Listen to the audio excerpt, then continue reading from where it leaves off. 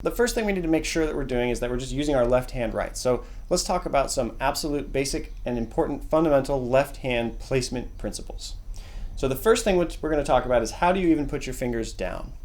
So my recommendation is let's go from big to small and let's talk about the thumb first. Now you know I had said don't hang your thumb over, so let's just go ahead and drop our thumbs behind the neck somewhere around the 2nd fret, right about in the middle of the neck. And what that's going to do is it's going to create a little bit of space. You see how I have here, I don't know, about 1.5 inches of space, give or take. That gives me enough space to curve my fingers and get a lot of great leverage on the fingers. It's the best starting point.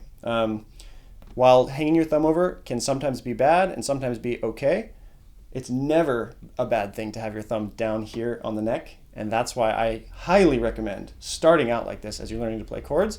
It only gives you an advantage. So let's keep our thumbs down and keep some space so we can really curve our fingers. And that leads me into my next point. Let's talk about some ideas of how we need to put our fingers down.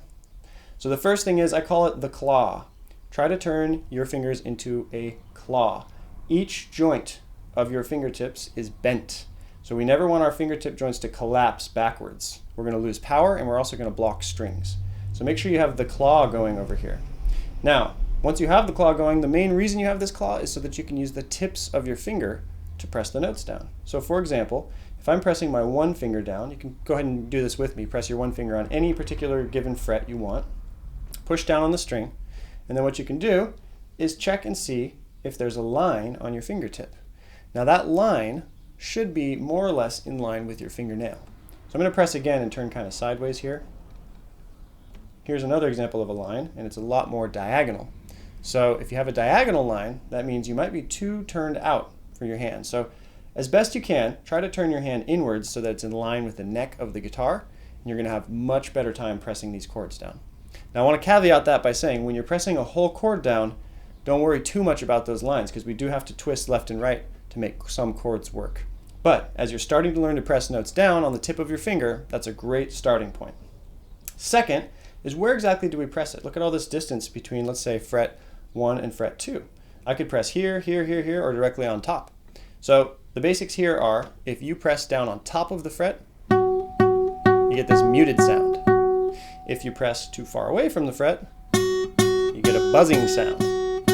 So what you want to do is press right next to the fret. That's the place where you're going to have to use the least amount of pressure to get the best sound, like this. There we go. So make sure you're pressing next to the fret.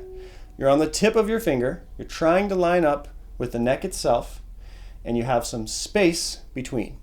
And when that happens, we're able to get, let's say if I was playing a D chord, I'm able to get all of my fingers down and get a nice sound. So as we start making some of these chords in our next few lessons, I want you to make sure you're always going through a mental checklist. Am I next to the fret? Are my fingers on the tips? And where is my thumb? If you look for those 3 things, you're probably going to be able to solve all of your problems that you might be hearing when a chord doesn't sound good.